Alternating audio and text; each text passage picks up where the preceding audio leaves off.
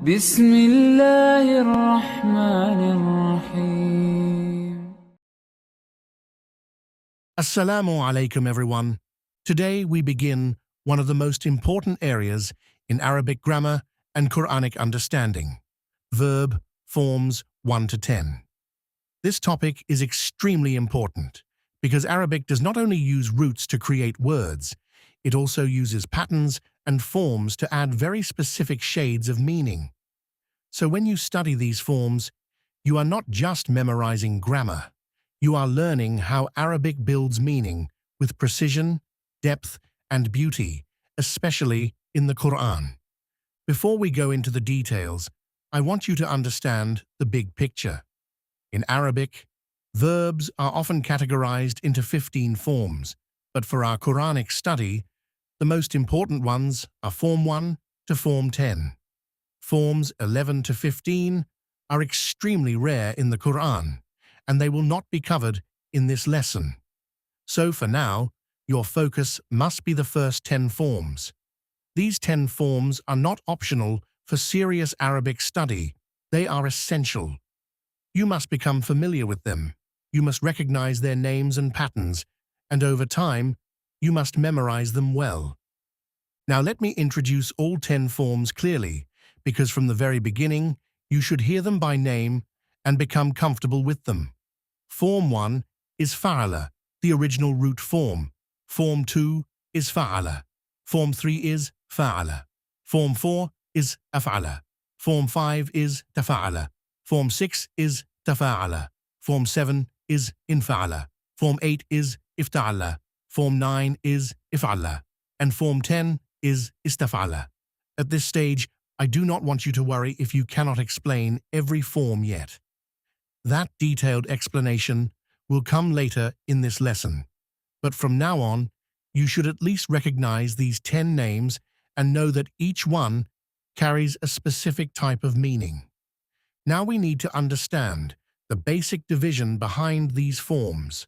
Form 1 is called a thulathi al-mujarrad, the original triliteral root form. It is the simple, basic, unaugmented form. It carries the root action in its purest state. Then from Form 2 to Form 10, extra letters are added to those same 3 root letters. These are called a thulathi al-mazid, the augmented triliteral forms. This is a very important concept. The root remains connected, but by adding letters, Arabic changes the meaning. The added letters are not decorative. They give extra meaning such as intensity, causation, reciprocity, reflexive action, internal struggle, or seeking. This is why understanding these forms gives you a much deeper appreciation of the Qur'an. The Qur'an does not simply choose a root and leave it there. It selects the exact form that expresses the exact intended meaning. So when you understand verb forms, you begin to see why a verse uses one form and not another. You begin to notice whether the action is simple, caused, mutual, internal, or intensified. This makes Quranic interpretation richer, clearer, and more accurate. Now let us look at the first main principle. Form 1 is the base form. It presents the action in its simplest state. So if you see a root in Form 1, you are normally looking at the original verbal meaning, without any extra layer added by additional letters. Then the forms that come after it, Forms 2 to 10, modify that base meaning. Some forms make the action causative. Some forms make it reflexive. Some forms make it mutual or reciprocal. Some forms intensify the meaning. Some forms show that the person is seeking or attempting something. So, the first and biggest rule is this. Form 1 gives the base meaning, and Forms 2 to 10 add something extra to that meaning. We begin with Form 1, fa'ala. This is the original simple 3-letter root form, and we have already discussed it earlier. It gives the action in its most direct and basic sense. So from now on, whenever we compare a new form, always keep Form 1 in mind as the starting point. Now take form 2, fa'ala. This form is made by putting a shadda on the second root letter. That shadda is not just a spelling change, it adds force to the meaning. For example, alima in form 1 means to know. This is a simple state. A person knows something. But when we move to form 2, alama, the meaning becomes to teach. Why? Because now the person is not just possessing knowledge. He is causing knowledge to happen in someone else. In the same way, kasara in form 1 means to break, but kasara in form 2 means to smash or to break into pieces. So here, the shadda brings a stronger, more intense, or more repeated action. The important contrast is this. Form 1 gives the simple action, while form 2 either intensifies it or causes it to affect something else. Now let us move to form 3, fa'ala. This form is made by adding an alif after the first root letter. That added alif often brings the meaning of interaction, participation, or reciprocity. For example, kataba in form 1 means to write. This is a one-sided action. A person writes. But kataba in form 3 means to correspond with someone, or to write to someone in exchange. So now the action is no longer one-sided. Another person is involved. In the same way, katala in form 1 means to kill, but katala in form 3 means to fight. Fighting is not one-sided like killing. It involves confrontation, engagement, and response from another side. So the contrast is clear. Form 1 gives the simple action, while form 3 brings another party into the action. Next comes form 4, af'ala. This form begins with a hamza and usually gives a causative meaning. It means to make something happen. For example, the page gives the contrast between a simple state in form 1 and a caused result in form 4. If the root meaning in form 1 gives a state like honor or success, then form 4 often means to cause that honor or to cause that success. So if a person is honored in a simple sense, the form 4 verb means someone bestows honor upon him. Likewise, if falaha in form 1 means to be successful, then aflaha in form 4 means to make someone successful. So form 4 is very important because it takes the simple meaning and turns it into direct causation. The action does not just happen. Someone makes it happen. Then we come to form 5, tafa'ala. This form is often described as the reflexive of form 2 because it usually carries the sense of the action turning inward toward the subject. The page gives the example of a simple form 1 meaning and then the form 5, meaning that shows a more internal or self-related action. For example, if a simple root gives a direct action in form 1, then form 5 often means to enter into that action oneself, or to accept it inwardly, or to become affected by it. In another example, a form 1 root, meaning to destroy, may become, in form 5, to be destroyed, or to undergo destruction. So the contrast here is, form 1 is direct and outward, while form 5 often suggests a self-directed, inward, or reflexive development of that action. Now we look at form 6, tafa'ala. This is often described as the form 3 pattern, with an added ta, and it usually gives the meaning of mutual action, cooperation, or sometimes shared internal involvement.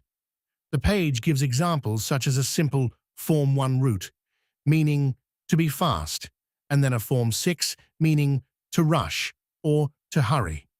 That is, the action becomes more active and engaged. Another example shows how a simple root meaning to work becomes in form 6 to deal with one another, or to cooperate or do business together. So here the contrast is that Form 1 gives a plain action or state, while Form 6 often gives a meaning of mutual participation, shared effort, or active engagement between sides. Next comes Form 7, infa'ala. This form usually gives a passive-like or intransitive meaning.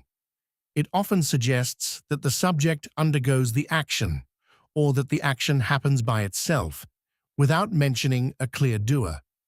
The page gives the example of a qada in Form 1, meaning to tie, but in Form 7, inaqada means to be tied or to become knit together. So the subject is now receiving the action rather than doing it. Another example contrasts a simple Form 1 root, meaning related to breaking or exploding, with the Form 7, meaning where the action seems to happen as an event. The important contrast here is Form 1 shows someone doing the action, while Form 7 shows the action happening to the subject or happening without a visible agent. Then we move to Form 8, ifta'ala.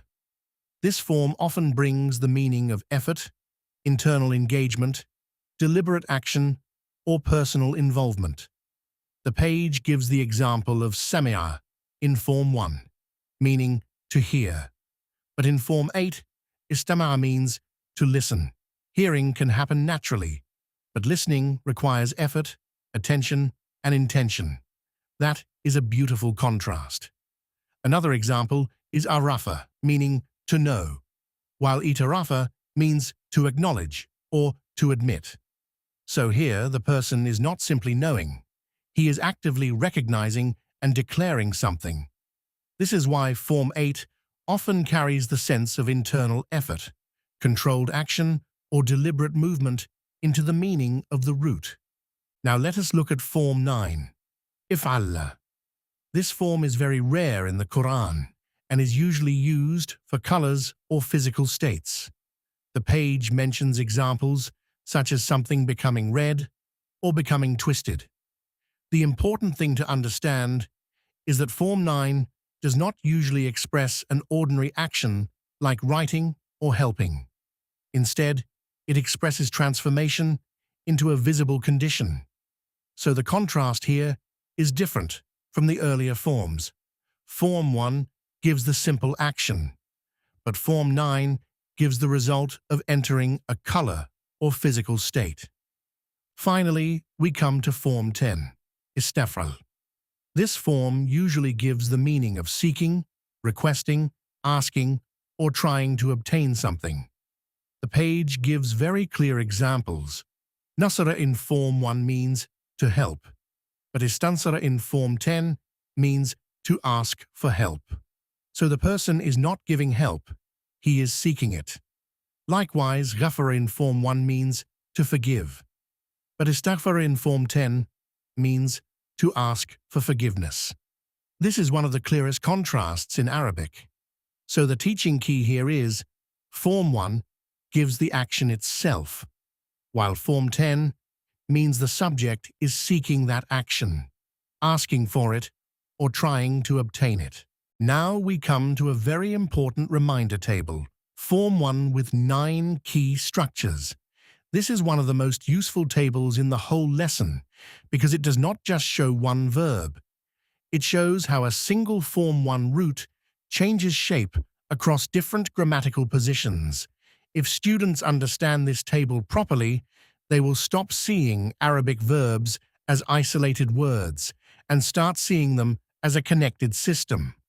The first thing to understand is that this table is about Form 1, the original 3-letter root verb, known as thulathi mujarrad. Everything here comes from the simple root without any extra letters added. What the table does is show us the most important shapes that a Form 1 verb can take. So this is not just one tense or one word. It is a small family of connected forms. Now let us understand the columns one by one. On the far right, the table gives the meaning of the masdar, such as to help, to hit, to open, to listen, to assume, or to be honored. This is the basic meaning we should keep in mind while reading the rest of the row. Next to that comes the root verb, for example, nasara, daraba, fataha, sami'a, hasiba, and karama. These are the original Form 1 roots from which the rest of the row is built. The normal active past tense, such as nasara, daraba, fataha, sami'a, hasiba, and karum. This is the basic past form. He helped, he hit, he opened, he heard, he assumed, he was noble or honored. After that comes the mudari maruf, the normal present or future tense, like yansuru, yadribu, yaftahu, yasma'u, yasibu, and yakrumu. This is the living action form, the action as it continues or happens in present or future time. Then comes the amr, the command form, such as unsur, idrib, iftah, isma, ihsib, and ukrum. This is how you tell someone directly to do the action: help, hit, open, listen, assume, or honor. After that is the nahi, where the imperative is turned into a negative command, such as la tansur, la tadrib, la taftah, la tasma, la tahsib, and la takrum. This means do not help, do not hit, do not open, do not listen, do not assume, do not honor. Next, the table gives us two very important derived nouns from the same root, ismul fa'il and ismul maf'ul. Ismul fa'il is the doer, the one who carries out the action. So from nasara, we get nasirun, the helper. From daraba, we get daribun, the one who hits. From fataha, fatihun, the opener. From sami'a, sami'un, the listener. From hasiba, hasibun, the one who assumes or calculates. And from karma, karimun, which carries the sense of noble or honorable. Then we come to ismul maf'ul, which is the receiver of the action. From nasara, we get mansurun, the one who is helped. From daraba, madrubun, the one who is hit. From fataha, maftuhun, the thing that is opened. From sami'a, masmu'un, the thing that is heard. From hasiba, mahsubun, the thing that is assumed or counted. For karuma, the table leaves this blank, and that itself is an important teaching point. Not every root produces every form in a common or natural way. After that comes the masdar, the verbal noun, the noun form of the action itself. For example, from nasara we get nasrun, help. From daraba, darbun, striking. From fataha, fathun, opening. From sami'a, sam'un, hearing. From hasiba, husbanun, reckoning or assumption. And from karuma, karamun, nobility or honor. This column is extremely important because the masdar often carries the pure action in noun form, and many later derivations in Arabic are connected back to it. Then, the table also shows the madi majul and mudari majul, the passive past and passive present. These are the forms where the action is still happening, but the doer is hidden. For example, nusira means he was helped, and yunsuru means he is being helped, or he will be helped. Likewise, duriba means he was hit. Futiha means it was opened, and sumira means it was heard. Hosiba means it was assumed. No madi majhul for karuma. Example of mudari majhul, yunsaru means he is being helped, or he will be helped. Yudrabu means he is being hit. Yuftahu means it is being opened. Yusma'u means he is being heard. Yuhsabu means it is being assumed. No mudari majhul for karuma. Now we are beginning a very important section of the lesson, the introduction to verb forms 2 to 10, known in Arabic as thulathi majid. This means that we are still dealing with 3-letter roots, but now extra letters are being added to those roots. These added letters are not just changes in shape, they change the meaning in very specific ways. This is one of the great strengths of Arabic. One root can grow into many patterns, and each pattern adds a special meaning. Before we look at the rows of the chart, we must first understand the 9 key structures or 9 main columns that appear in this system. If students do not understand the columns first, they will only see the chart as a list of words. But once the columns are clear, they will understand that every row is actually one full grammatical family. Let us begin with these 9 keys. The first key is the Madi Maruf, the normal active past tense. This tells us the action in the past, such as sarrafa, qatala, akrama, and so on.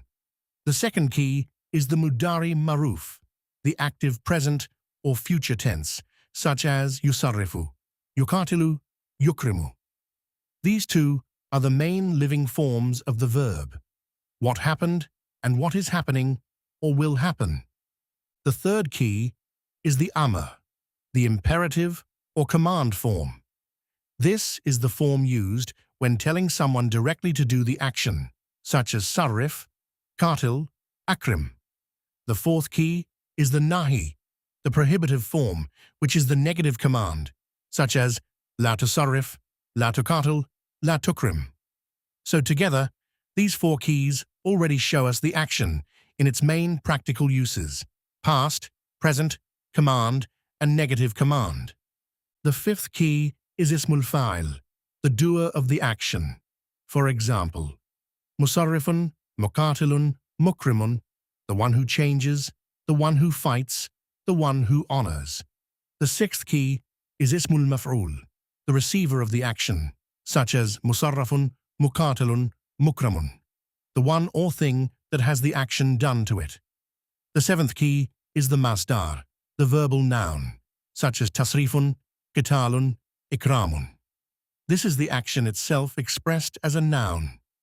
Then we have the 8th and 9th keys, which are the passive forms, madi majhul and mudari majhul. These are the passive past and passive present, where the doer is hidden and the focus is on what happened to the subject.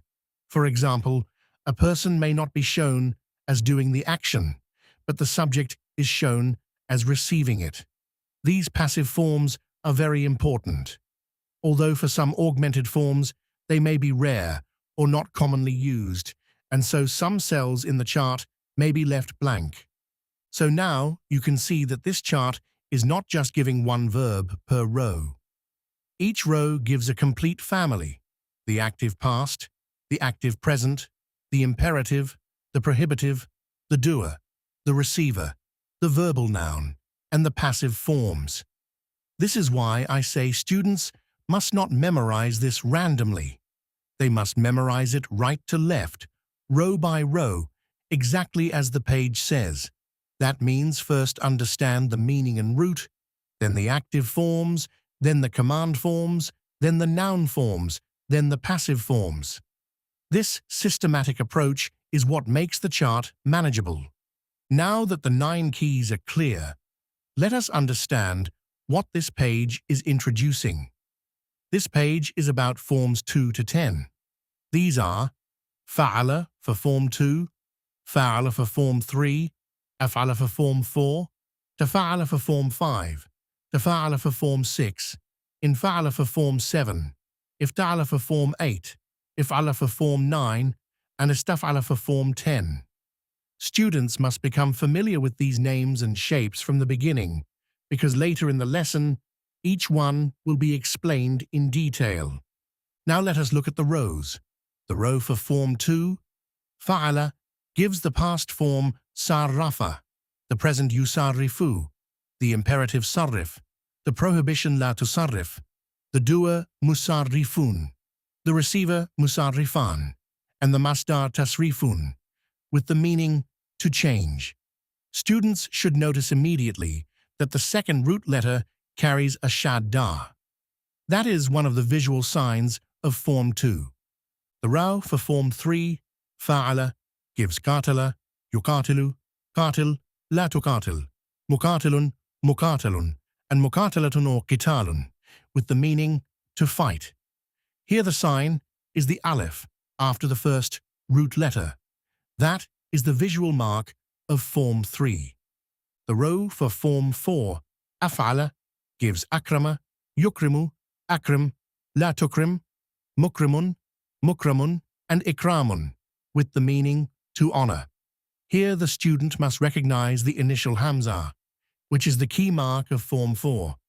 Then the row for Form 5, tafa'ala, gives taqabbala, yataqabbalu, taqabbal, la tataqabbal, mutaqabbilun, mutaqabbalun, and taqabbulun, with the meaning to accept.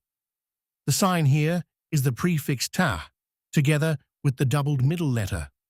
The row for Form 6, tafa'ala, gives taqabala, yataqabalu, taqabal, la taqabal, mutaqabilun, mutaqabalun, and taqabulun, with the meaning to face each other.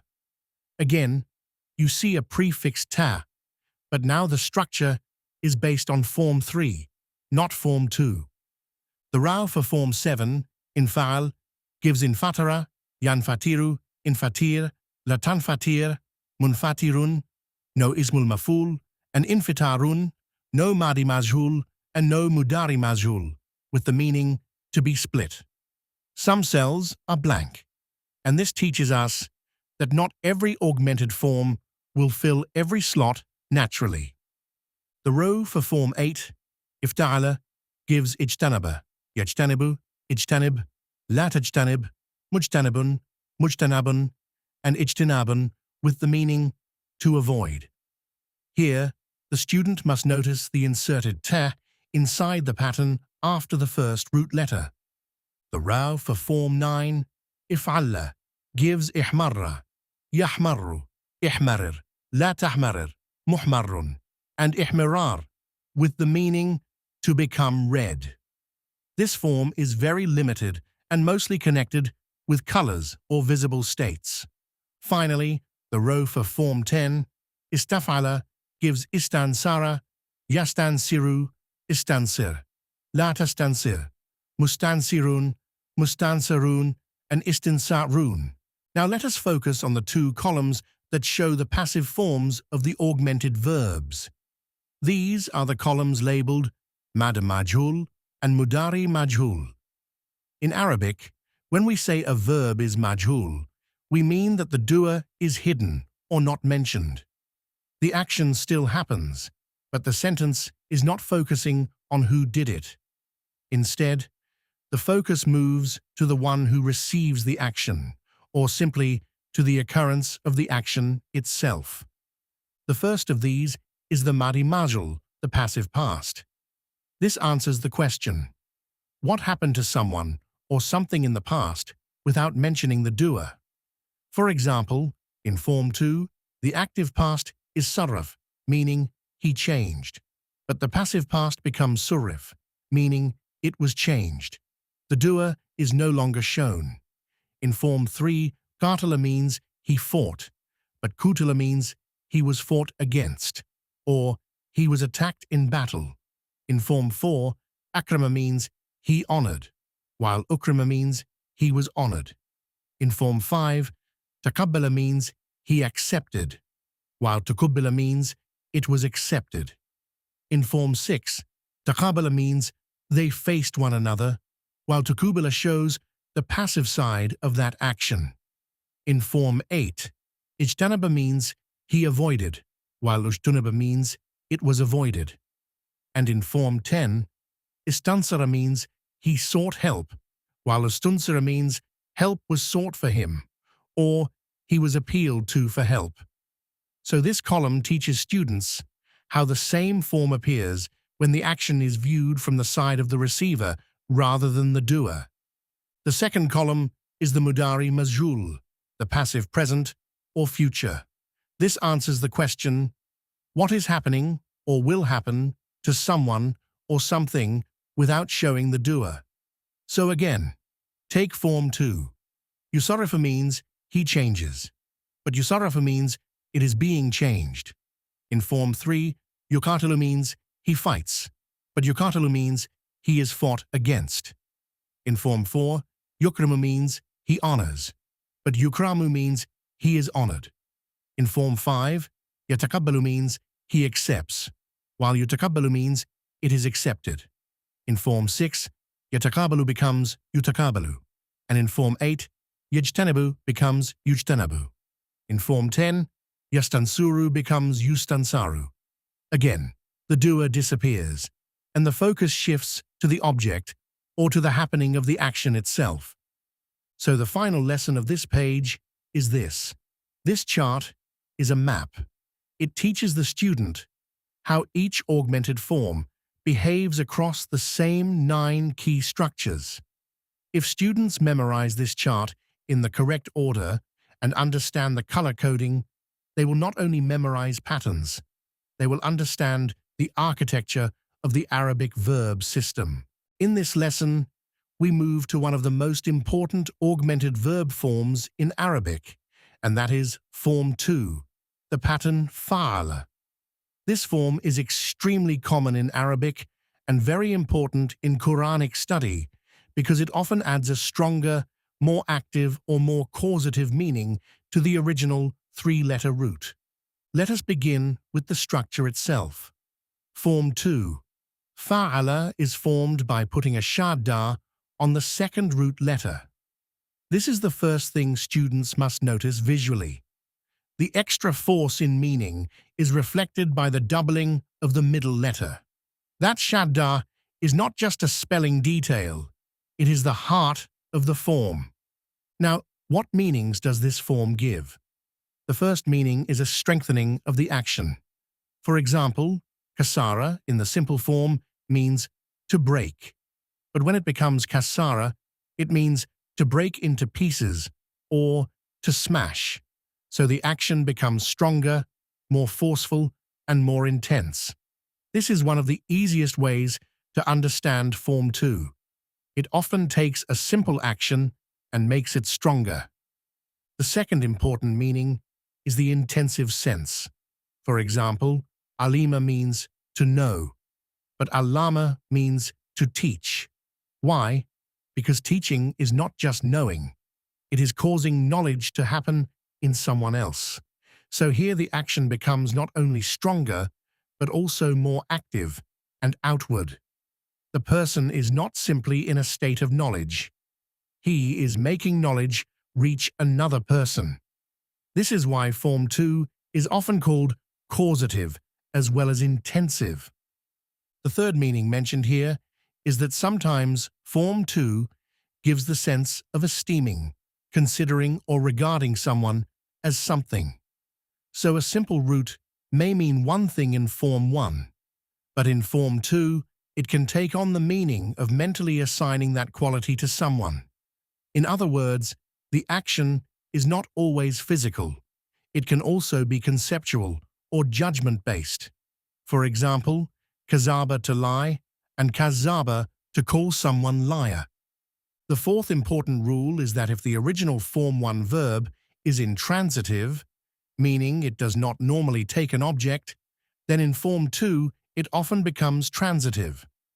For example, a simple root meaning like kathura, to be numerous, is an intransitive state.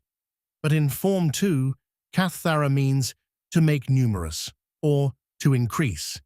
So the state is no longer just happening by itself. Someone is causing it. Then we come to a fifth point.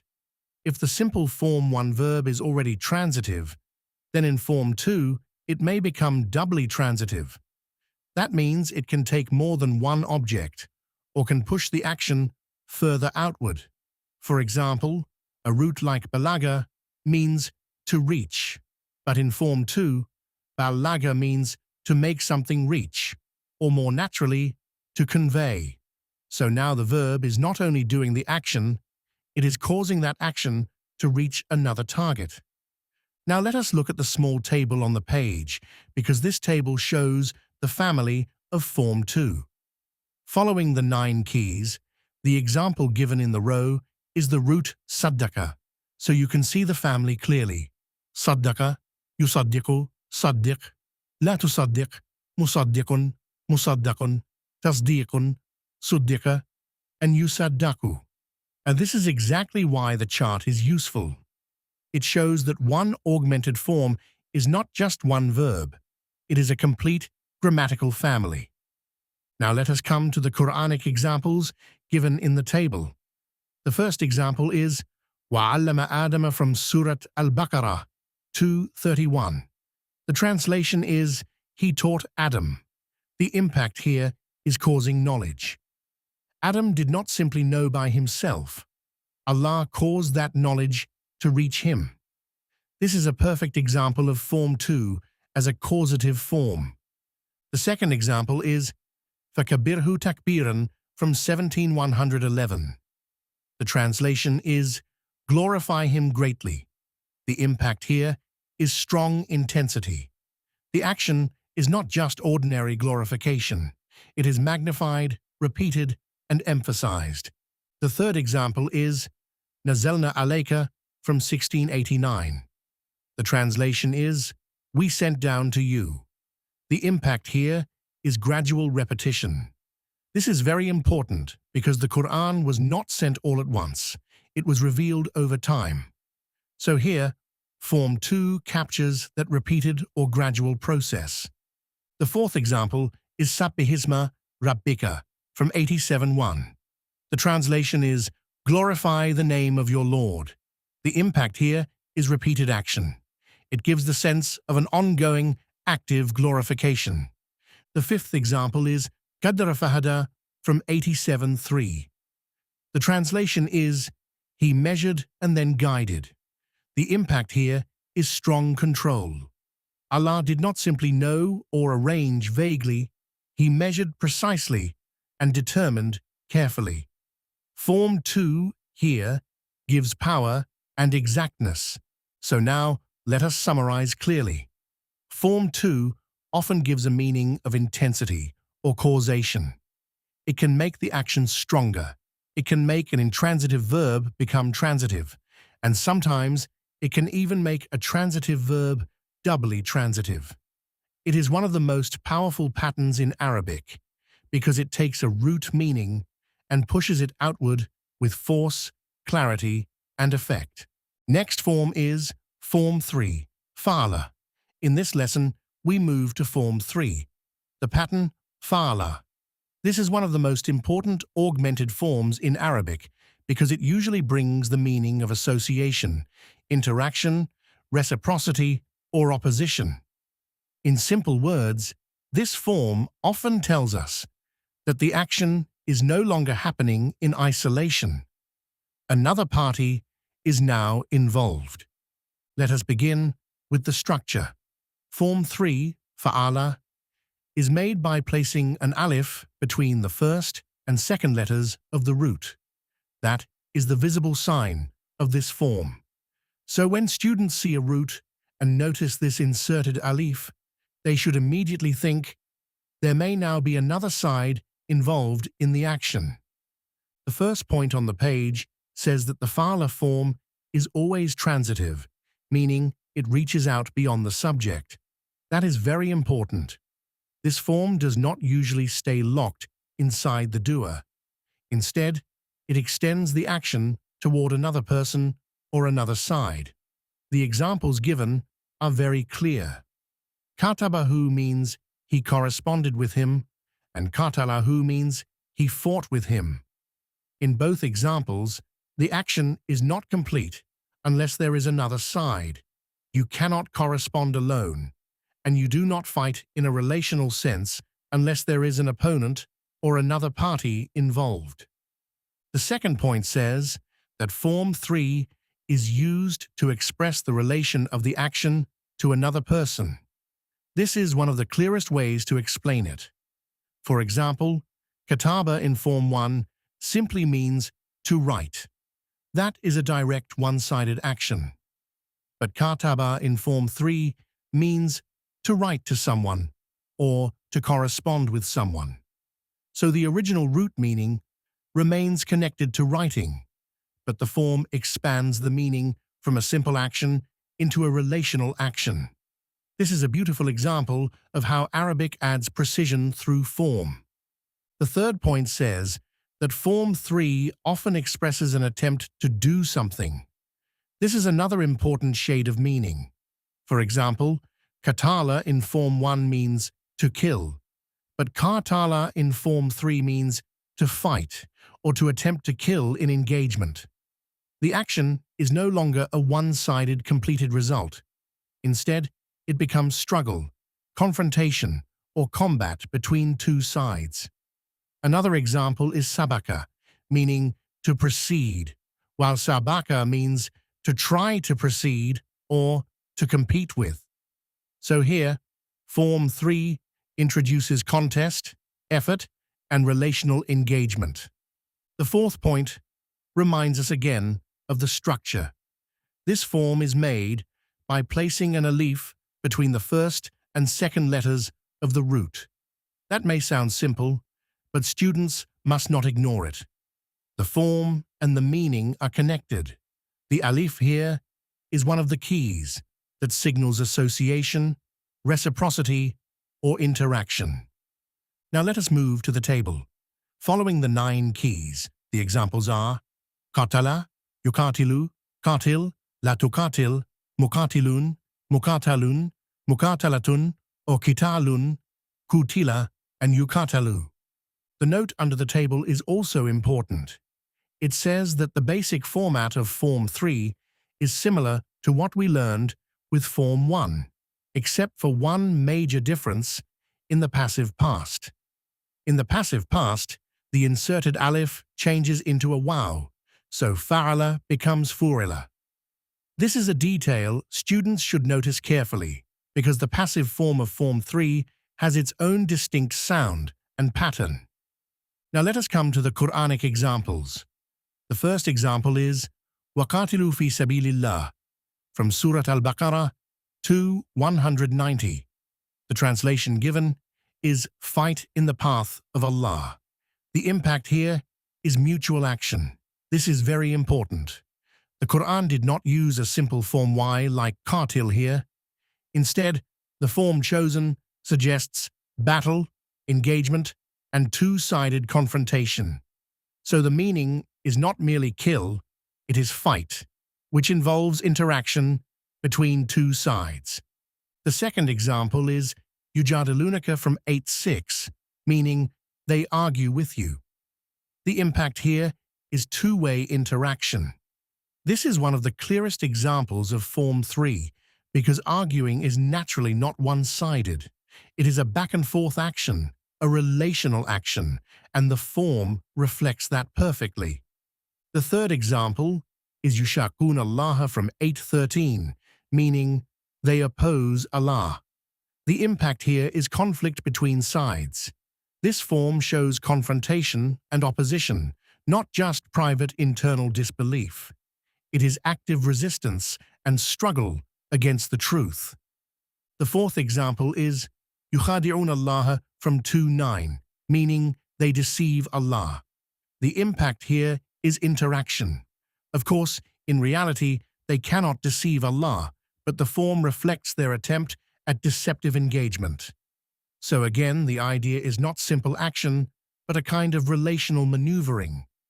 The fifth example is yura'un nas from 4:142, meaning they show themselves to the people, or they make a show in front of the people.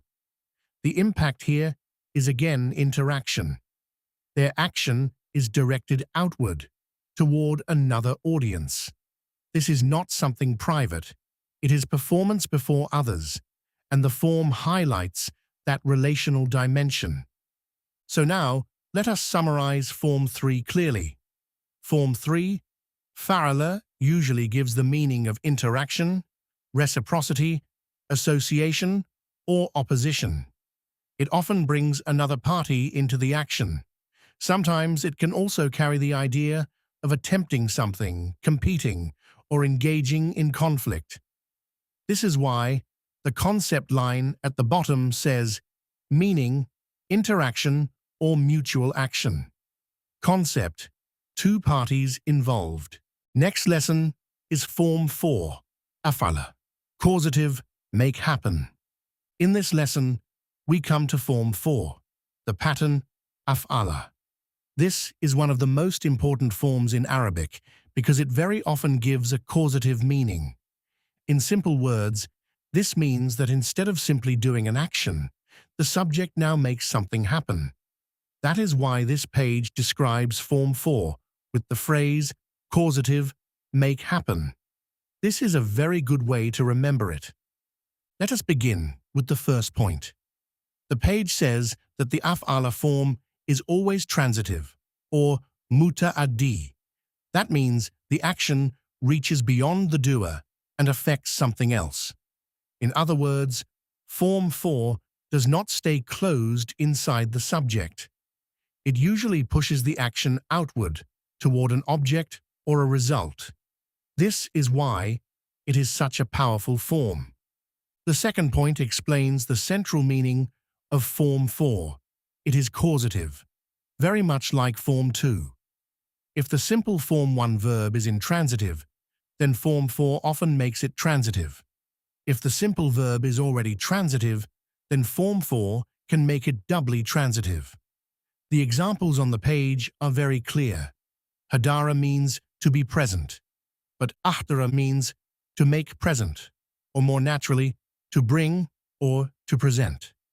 Likewise, jalasa means to sit, but ajlasa means to make someone sit, or to seat someone. So the contrast is very important. Form 1 gives a simple action or state, while Form 4 causes that action or state to happen to someone or something else. The third point says that many verbs have both Form 2 and Form 4 as causative forms, but sometimes with different meanings. This is a very important note because students often think that Form 2 and Form 4 are always interchangeable. They are not. Sometimes both carry causative force, but the nuance is different. The page gives the example that kabbara and akbara can both be used with the meaning of informing, but allama means to teach, while alamas means to inform. So although both forms can be causative, they do not always carry the same depth or style of causation. One may mean giving full structured knowledge, while the other may simply mean informing or making aware. The fourth point says that Form 4 is often used to form verbs from nouns. This is another important function. For example, from the noun subhun, meaning morning, we get asbaha, meaning to enter the morning or to do something in the morning. From masa'un, meaning evening, we get amsa, meaning to enter the evening or to do something in the evening. And from Islam, we get aslama, meaning to become a Muslim or to submit.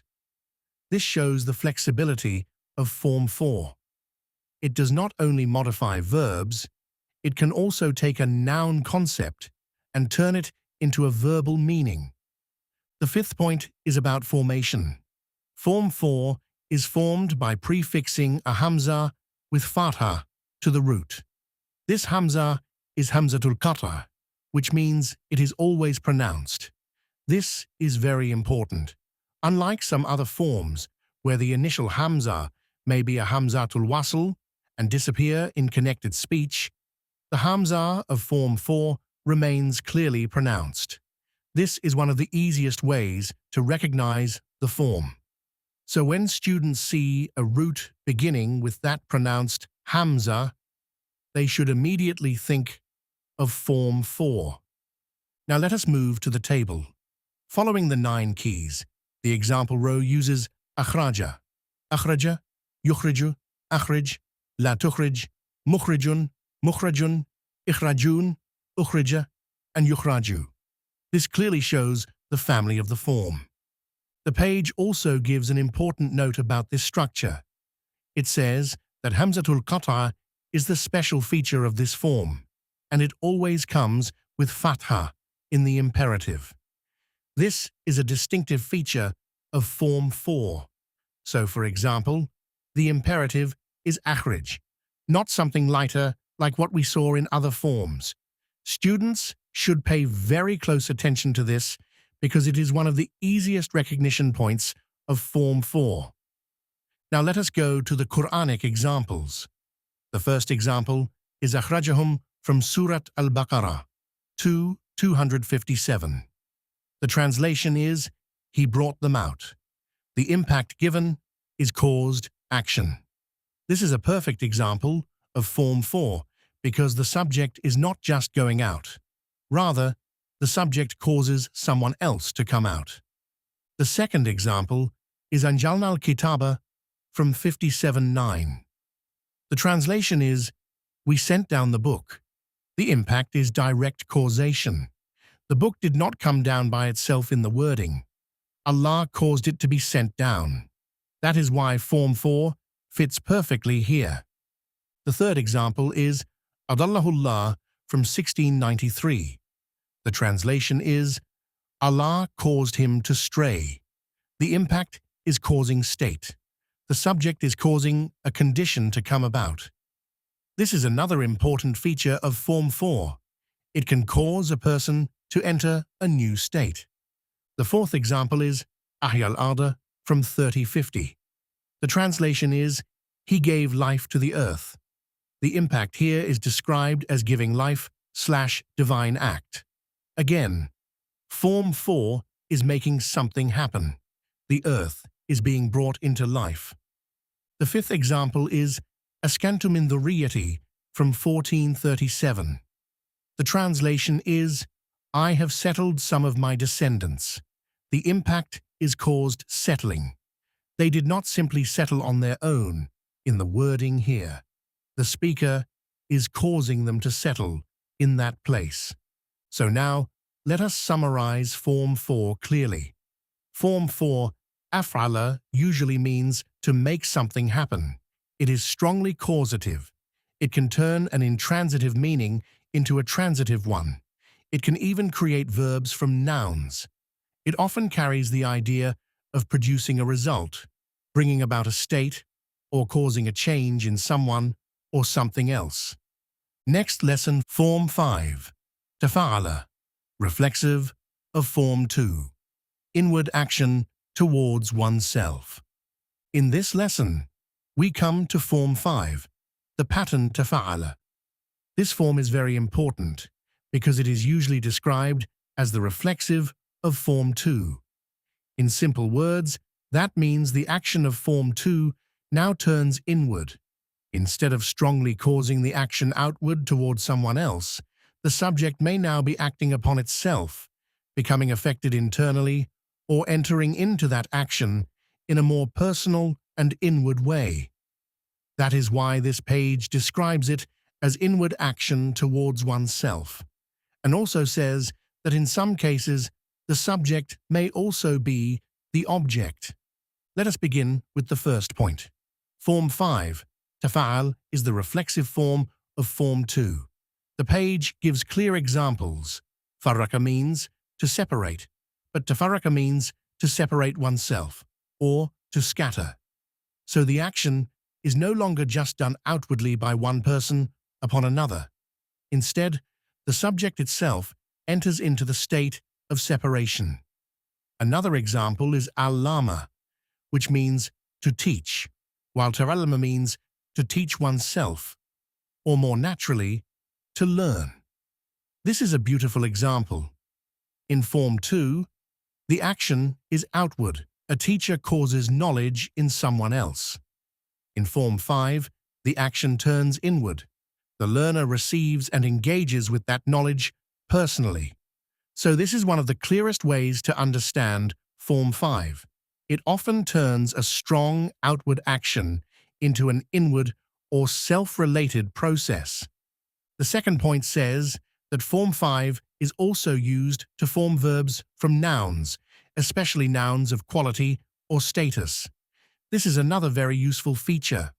For example, the noun Nasraniyun, meaning a Christian, becomes Tanassara, meaning to become a Christian.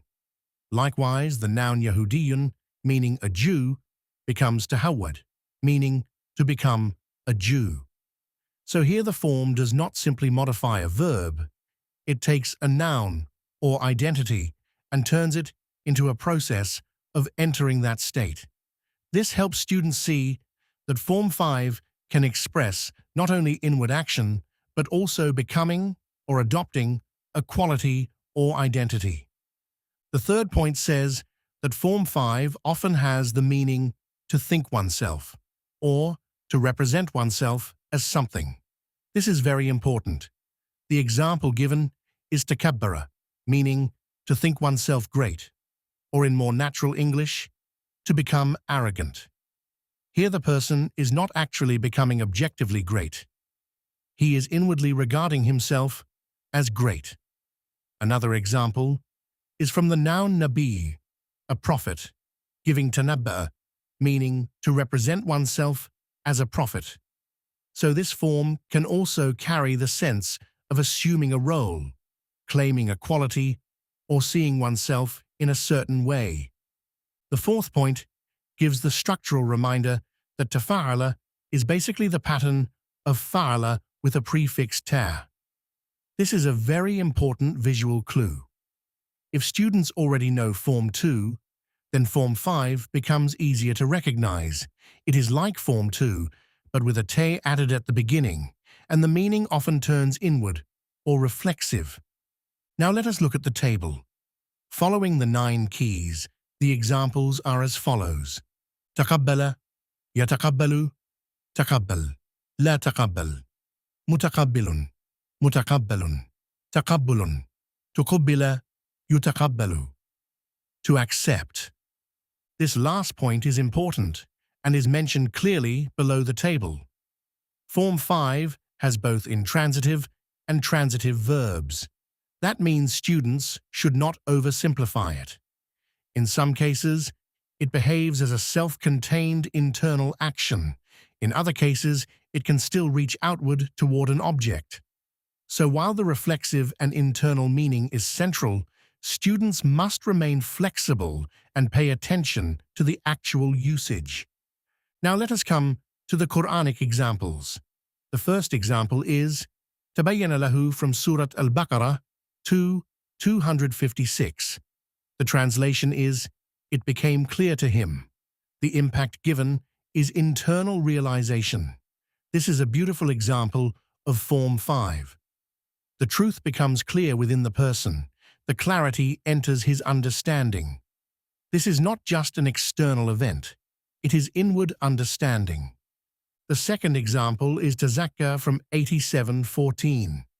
The translation is, he purifies himself. The impact here is self-action. This is exactly the kind of inward process that Form 5 often expresses. The person is not just purifying someone else, he is entering purification himself. The third example is Tafakkaruna from 1644. The translation is, you reflect.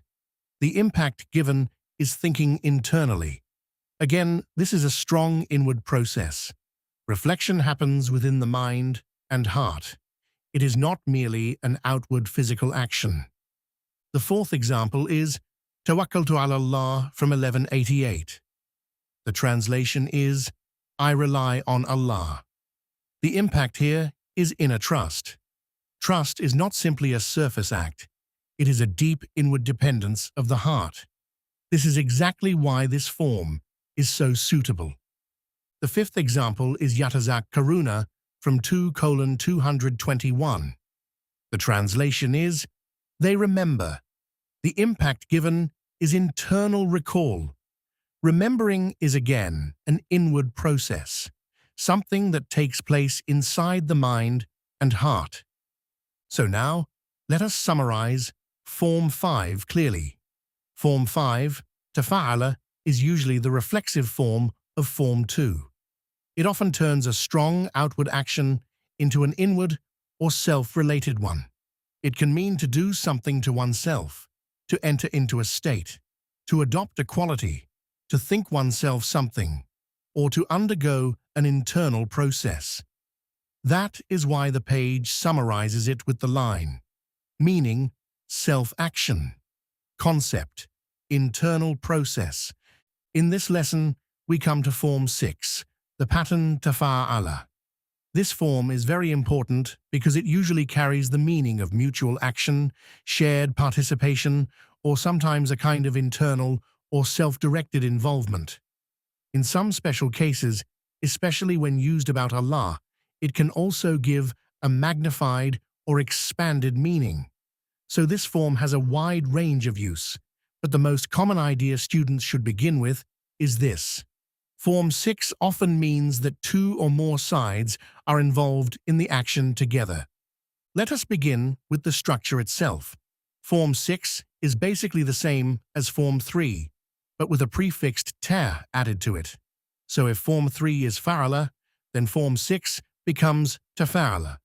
Because it is closely connected to Form 3, many of the meanings are also related.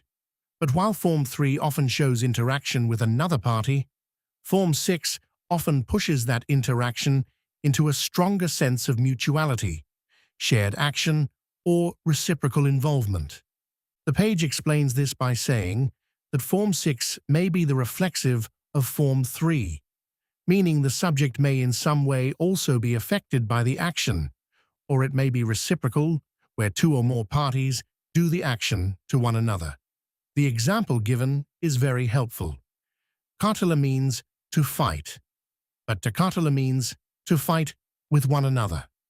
So now the idea of mutuality becomes very clear. The action is not just directed from one side outward. It is happening in a shared way between the sides.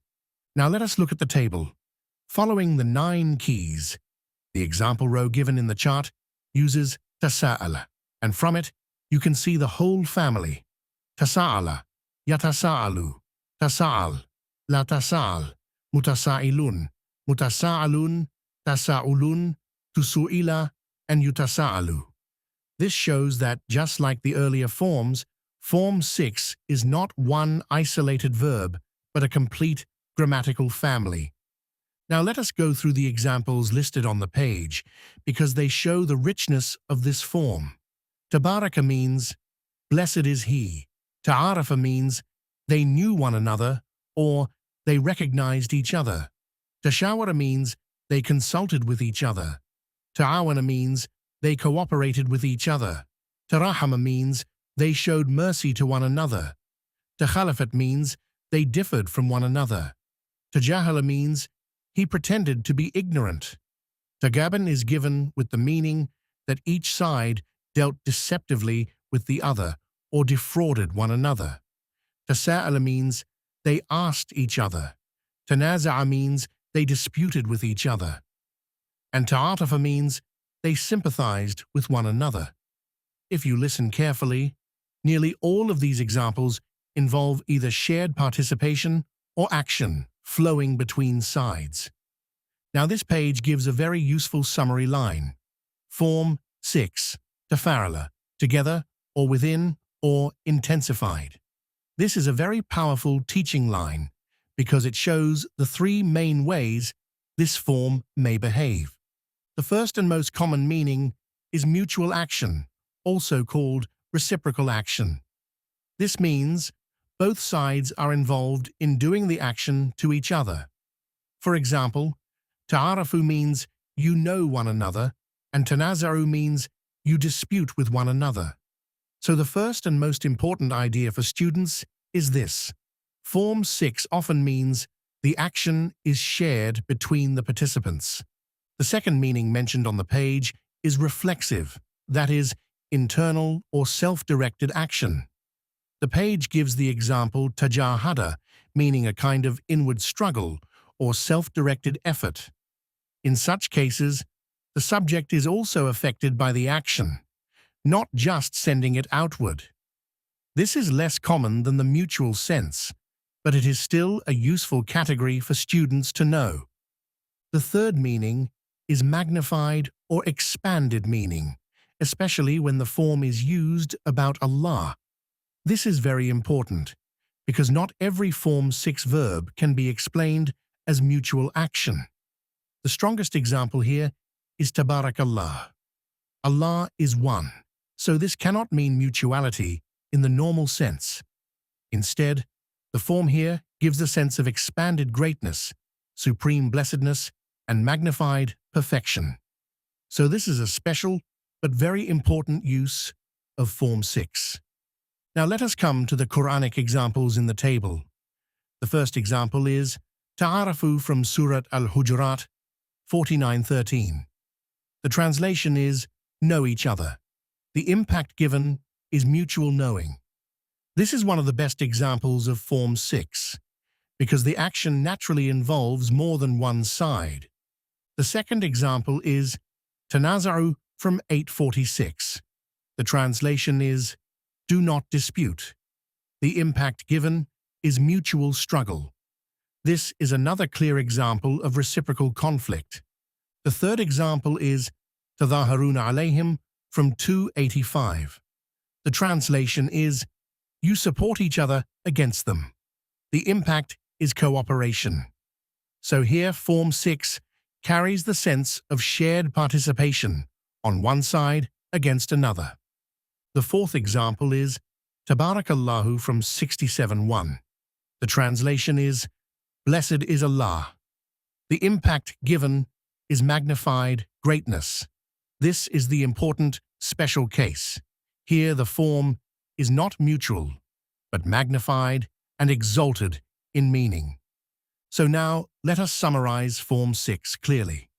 Form 6, tafa'ala, most commonly gives the meaning of mutual action, shared participation, or interaction between two or more sides.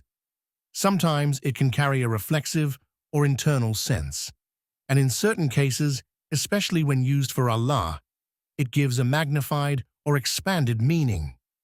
This is why the concept line at the bottom says, meaning mutual, concept, shared interaction.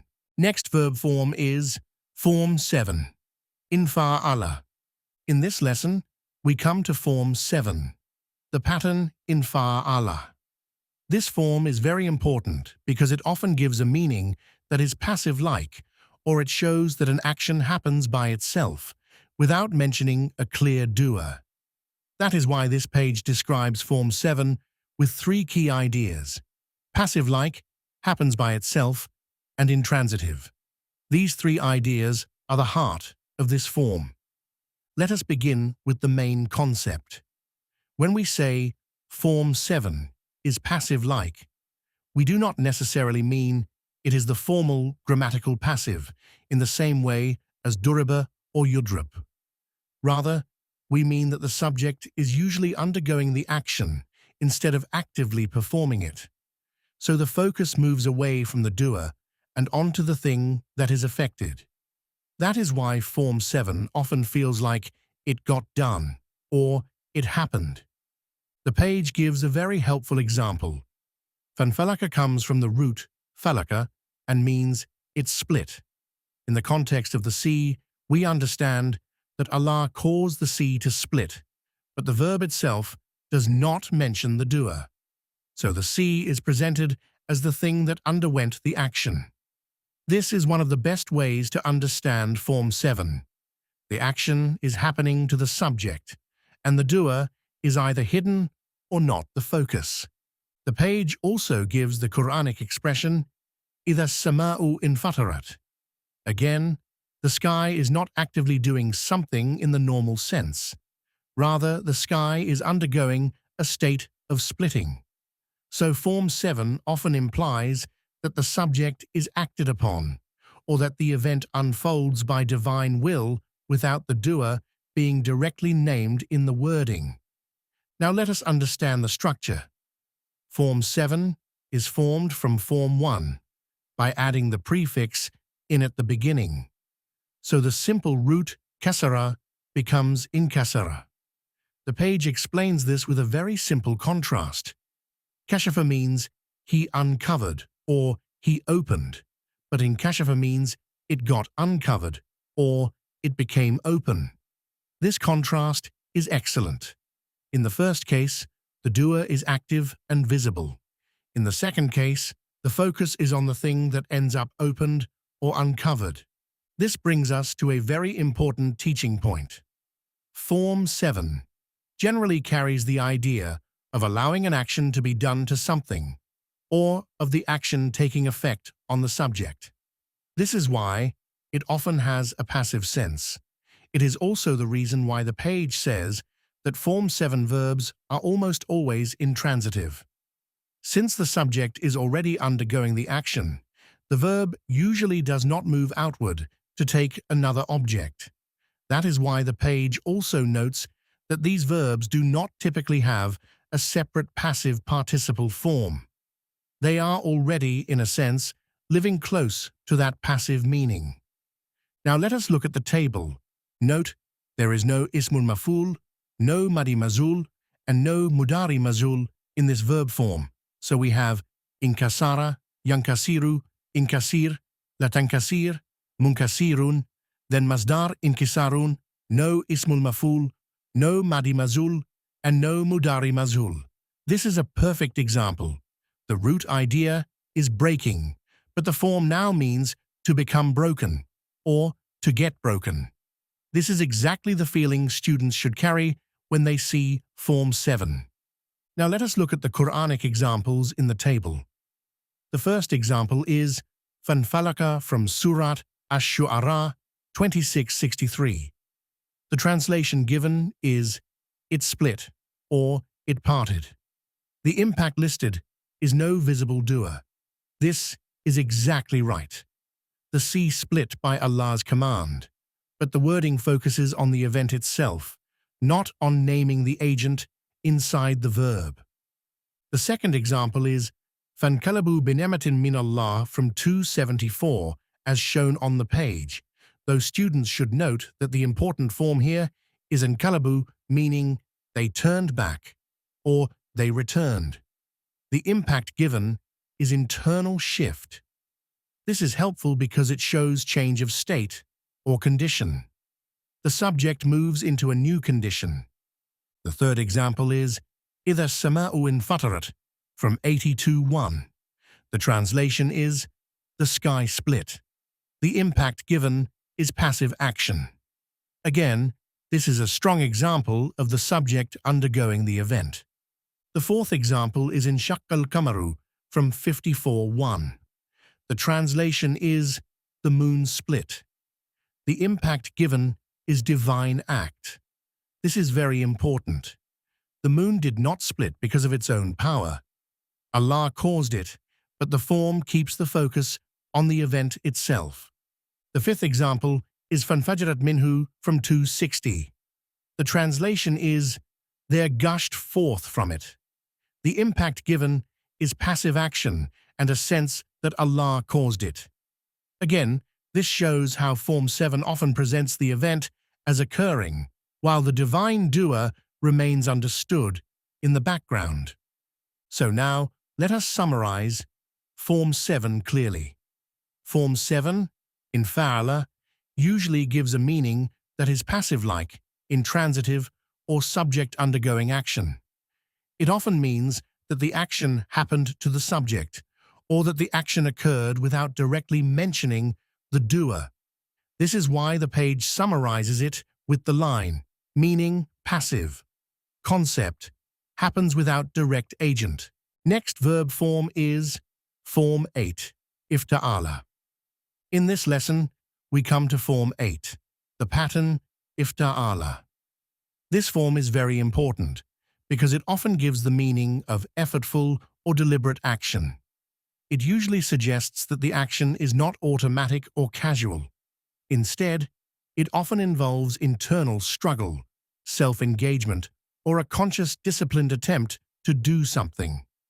That is why the strapline on this page describes Form 8 as effortful/deliberate action. Internal struggle, self-engagement, often intentional and disciplined. Let us begin with the first point. Form 8 is formed from the simple Form 1 pattern, fa'ala, by adding a prefixed e and inserting a ta after the first root letter. So the root is still there, but the pattern becomes ifta'ala. The page gives the examples jama'a and ijtama'a. The simple form jama'a means to gather, while ijtama'a means to be gathered together or to gather together. Likewise, nasara means to help, while intasara means to get revenge or to avenge oneself. So, right from the start, we can see that the form is not merely repeating the root. It is adding a stronger, more inward, more effortful sense to it. The page then explains an important sound rule. If the first letter of the root is one of the emphatic letters, such as swad, dwad, twa, zwa, then the inserted ta changes to twa in order to agree with the emphatic sound of the root. This is a phonetic assimilation rule. It is there to make pronunciation stronger and smoother. The examples in the boxes on the page show how this happens. So students must learn that Form 8 is not only about meaning, it also has special sound changes that happen inside the pattern. Then the page gives another sound rule. If the first root letter is dal, zal, or jar, then the inserted ta is softened and assimilated. In these two boxes, the lesson is showing us that Form 8 does not always remain in its original plain shape, because Arabic often adjusts the inserted ta for easier and stronger pronunciation. The normal pattern of Form 8 is iftala, meaning that after the first root letter we place a tr. But when the first root letter is one of the heavy emphatic letters such as swad or dwad, the inserted ta changes into a twa to match the strength of that emphatic letter. So, for example, sabara becomes first istabara, but then settles into the stronger and more natural form istabara. Likewise, daraba becomes idtaraba, then idtaraba. This is what the first box is teaching. Heavy letters make the inserted ta heavier as well. The second box teaches a different sound rule. When the first root letter is dal, or zal, or jar, the inserted ta does not remain separate, but softens and merges into the first letter. So daraka becomes iddaraka, then iddaraka, dhakara becomes idhakara, then idhakara, and zajara becomes istajara, then izzajara. So the important lesson of both boxes is that Form 8 follows the basic pattern iftarala, but Arabic changes the inserted ta when needed in order to make the pronunciation stronger, smoother, and more natural. Now we come to the main meaning section. The page says that Form 8 typically points to action done with effort, often involving oneself or an internal action, and sometimes it expresses the start of an action or an attempt to take an action. This is very important. Form 8 often feels more deliberate than Form 1. It is as though the subject is entering into the action with more personal involvement, more conscious effort, or more inner engagement. Then the page gives more examples of this. Kasaba means to acquire, but iktasaba means to gain. Kashafa means to uncover, but iktashafa means to discover. Bada'a means to initiate, but ibtada means to invent. And hajja means he guided, while ihtada means he was guided, or he found guidance. These examples are very helpful because they show that the action in Form 8 often becomes more personal, internal, or effortful. The person is not just doing something outwardly, he is entering into it, acquiring it, discovering it, or receiving it inwardly. The page then says that sometimes Form 8 seems to be used for unusual or special shades of meaning. It gives examples like daraba becoming ittaraba, hamala becoming ihtamala, and harama becoming ihtarama. This is an important reminder that although Form 8 has common themes, it does not behave mechanically in every case. Sometimes the pattern develops a more specialized meaning, and that meaning has to be learned through usage. The page also reminds us that sometimes Form 8 may carry nearly the same meaning as the root form. The example given for basama and ibtasama is smiling. This is also important for students to know because it stops them from forcing complexity where the meaning remains simple. Usually, Form 8 adds something: effort, struggle, intention, self-engagement, but occasionally it stays close to the root. Now let us come to the green summary section. This page now presents Form 8 in a very clear three-part way. First, effort or struggle, and it says this is the most common meaning. It also says not automatic, and that is a very strong teaching line. The action requires engagement. Second, internal or self-engaged. Third, deliberate or intentional action. This three-part summary is excellent, and students should memorize it because it captures the spirit of the form very well. Now let us look at the Quranic examples one by one. The first example is Ittaqullaha from Surat Al-Baqarah 278. The translation given is fear Allah, but more deeply it means to have taqwa, to guard oneself consciously in relation to Allah. The impact given is conscious discipline. This is a perfect Form 8 example because taqwa is not random or automatic. It requires inner awareness, restraint, and effort. The second example is Ijnatabut Ta'agut from 39:17. The translation is, they avoided false gods. The impact is effortful avoidance. That is a very important phrase. Avoiding something false or harmful is not always easy. It takes conscious withdrawal and deliberate refusal. So this again fits Form 8 perfectly. The third example is لَإِنِ اجْتَمَعَتِ الْإِنسُ وَالْجِنُّ from 1788. The translation is, if mankind and jinn gathered. The impact given is intentional action. This is not random assembly. It is purposeful gathering. So here, the form gives the sense of a deliberate coming together. The fourth example is اعتصموا بالله from 3103. The translation is, hold firmly to Allah. The impact is strong effort. This is a very powerful Quranic example. Holding firmly is not passive. It requires determination, effort, and active commitment. The fifth example is اقتربت الساعة from 54:1.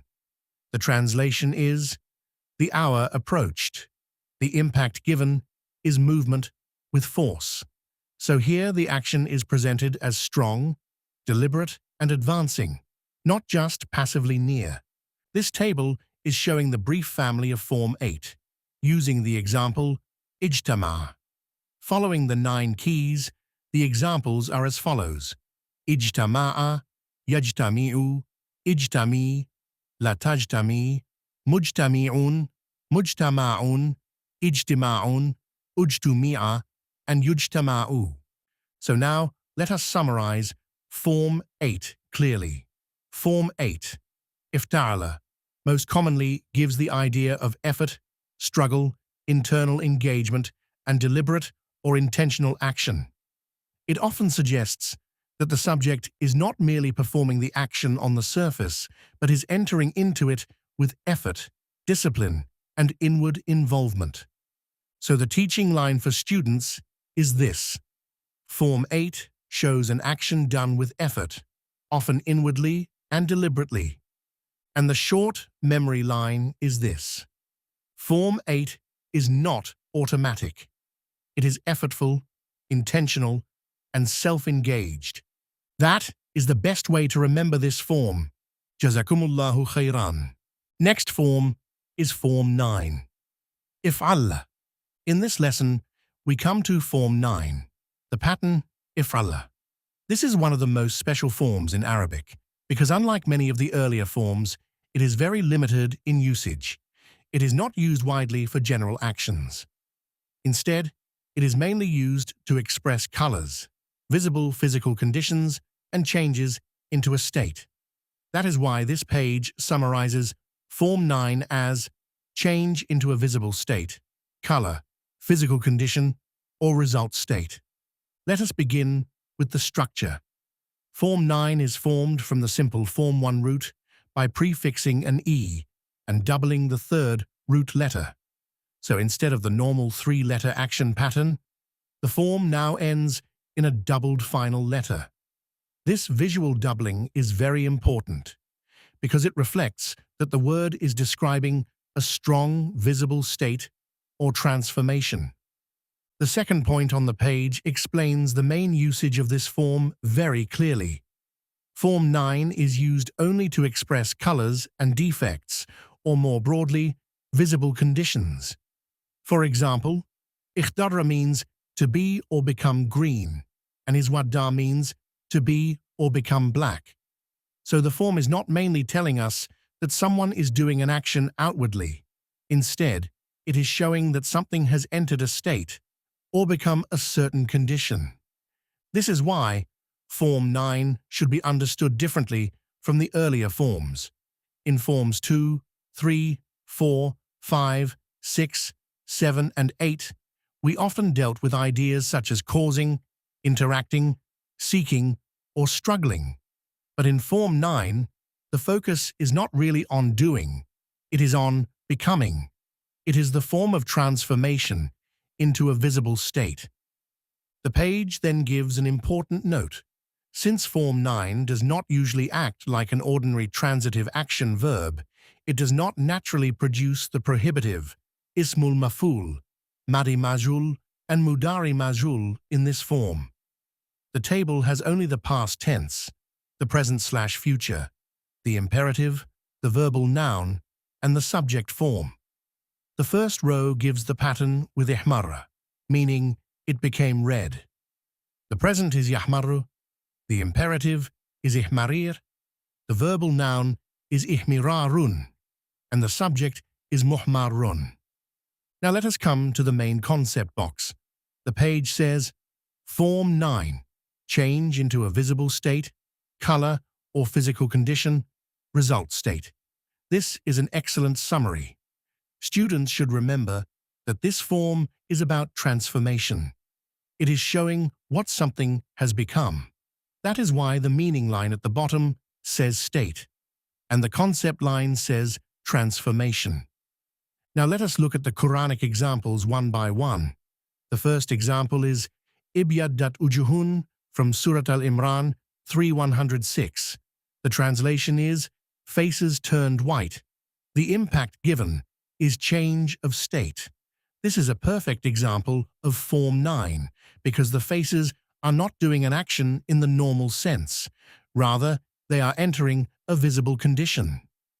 The second example is waswaddat wujuhun from the same verse, 3:106. The translation is, faces turned black. The impact given is contrast.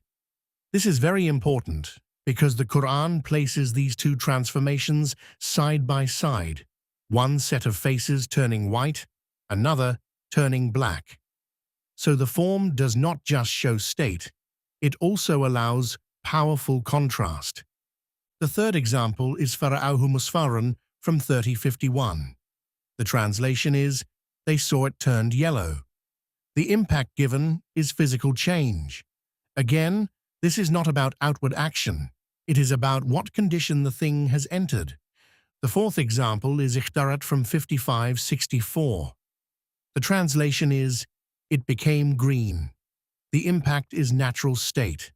This is a beautiful example, showing a living, visible transformation into greenness.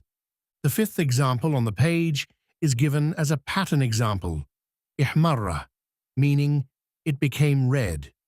The impact given is color change. Even though this may not be presented as a direct Quranic example here, it is an excellent teaching example because it captures the essential function of the form. So now, let us summarize Form 9 clearly. Form 9, ifralla, is mainly used for colors, visible physical states, and change into a condition. It does not usually work like a normal outward action verb. Instead, it tells us that something has become a certain color or entered a visible result state. Next verb form is Form 10, istaf'ala. In this lesson, we come to Form 10. The pattern is istaf'al.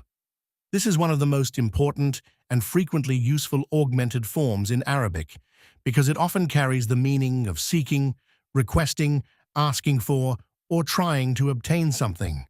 That is why this page describes it as causative or reflexive and explains that it often shows an action of seeking or attempting something, usually with a sense of striving or asking. Let us begin with the structure.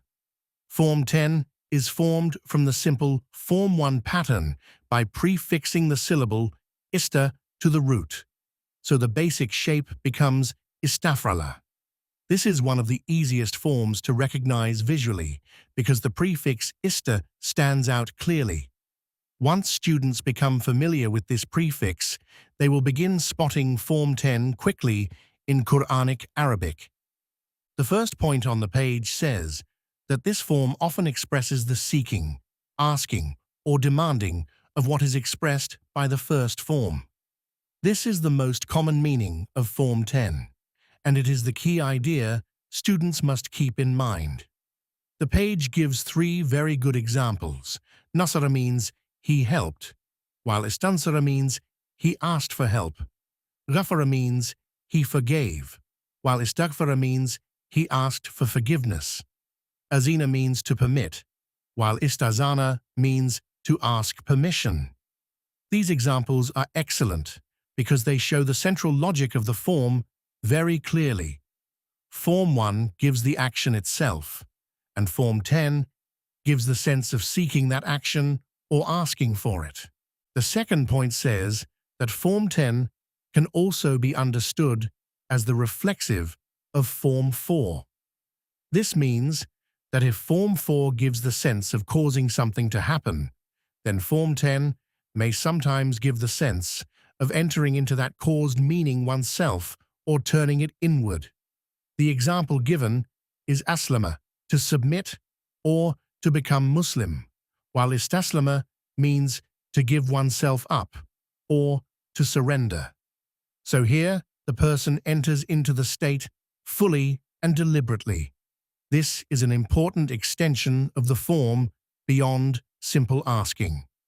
The third point says that Form 10 may also indicate that a person thinks or regards something as possessing a certain quality. The examples are very useful.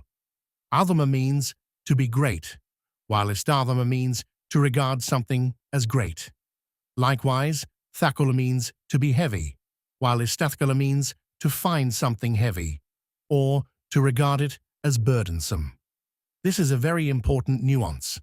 Form 10 does not only mean to seek something. Sometimes it means to consider something in a certain way, or to judge it according to the meaning of the root. The fourth point says that sometimes Form 10 gives a causative meaning. The page gives examples such as halafa, to swear, becoming istahlafa, meaning to make someone swear. Another example is khalafa, to succeed, becoming istakhlafa, meaning to appoint one as successor, and akhbara, to inform, becomes istakhbara, meaning to seek information or to make something known, depending on context. So again, Form 10 is rich. Its most common meaning is seeking, but it can also move into causing, considering, or entering into a state. Now let us look at the table. The active past pattern is istaf'ala. Following the 9 keys, the examples are istaf'ala, yastaf'ilu, istaf'il, latastaf'il, mustaf'ilun, mustaf'alun, istif'alun, ustuf'ila, and yustaf'alu. Now let us move to the Quranic examples in the lower table. The first example is Istaghfirullaha from Surat Nuh 71:10. The translation is, seek forgiveness from Allah. The impact given is asking. This is a perfect example of Form 10 because the people are not forgiving. They are asking Allah to forgive them. The second example is Ista'inu billahi from 2:45. The translation is, seek help from Allah. The impact is request. Again, this is the central meaning of Form 10. Seeking something that one does not possess by oneself. The third example is Istajaba lahum from 3:195. The translation is, he responded to them. The impact is result of request. This is an excellent example because it shows what comes after seeking, response. It reminds students that Form 10 can also carry the sense of what happens in answer to a request. The fourth example is Istakbaru from 2:34. The translation given is, they acted arrogantly, or they tried to show big. The impact is internal attitude. This is one of those cases where Form 10 is not simply asking for something outwardly.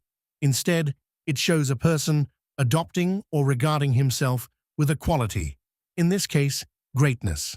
So istakbara means to consider oneself great, which is arrogance. The fifth example is istadafu. The translation is, they oppressed, or they treated others as weak. The impact is power imbalance. Again, this is not just seeking. It shows regarding others as weak, placing them in that state, or treating them according to that view. So now, let us summarize Form 10 clearly. Form 10, istafala, most commonly gives the meaning of seeking, requesting, asking for, or trying to obtain something. But in some cases, it also means considering something to possess a quality, or even causing or bringing about something. This is why the page summarizes it with the line, meaning, seeking, concept, request, or striving. So the teaching line for students is this. Form 10 usually means reaching out toward the meaning of the root. And the short memory line is this.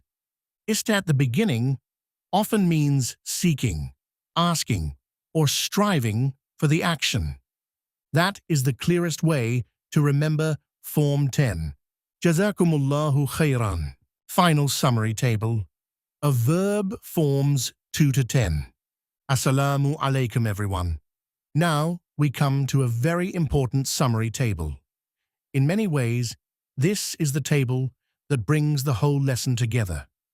Up to this point, we have studied the augmented verb forms one by one. We looked at their structures, their patterns, their grammatical family tables, and their Quranic examples. But now, this summary chart allows us to see all of them side by side. That is extremely important, because once students can compare the forms together, they stop seeing them as isolated lessons and begin to understand the full system of Arabic verb meaning. Let us first understand the columns of this chart. The first column gives the form number from 2 to 10. The second column gives the Madi pattern, that is, the basic past tense pattern for that form, such as fa'ala, fa'ala, af'ala, and so on. The third column gives a shortcut label. This is very useful for memory, because each form can now be mentally associated with one key word: intensive, interaction, causation, internal, mutual, passive-like, effort, state, and seeking.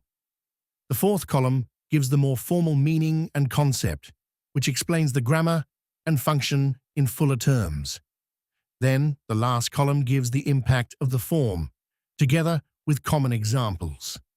This last column is especially useful because it shows not just what the form means in theory, but how it actually behaves in real Arabic vocabulary. Now let us go through the rows one by one. The first row here is Form 2, fa'ala. Its shortcut label is intensive. The meaning and concept are causative/intensive. This means that Form 2 often strengthens the root meaning, repeats it, or causes the action to happen. The impact column explains this well. It makes the action stronger, repeated, or forceful, and it may also cause the action to happen. The examples given are allama, meaning taught, kabbara, meaning magnified, nazzala, meaning sent down gradually, and kaddara, meaning measured precisely. So when students see Form 2, they should immediately think, this is the strengthened or causative version of the root. The next row is Form 3, fa'ala. The shortcut label is interaction. Its meaning and concept are associative, reciprocal, or engagement. This means that Form 3 often brings another party into the action. The impact column says it brings another party into the action and is often mutual, interactive, or oppositional. The examples are qatala, fought, jadala, debated, khada'a, deceived, and sharak, participated. So the memory line here is that Form 3 is not alone. There is another side involved. Then we come to Form 4, af'ala. The shortcut label is causation. Its meaning and concept are causative/make happen.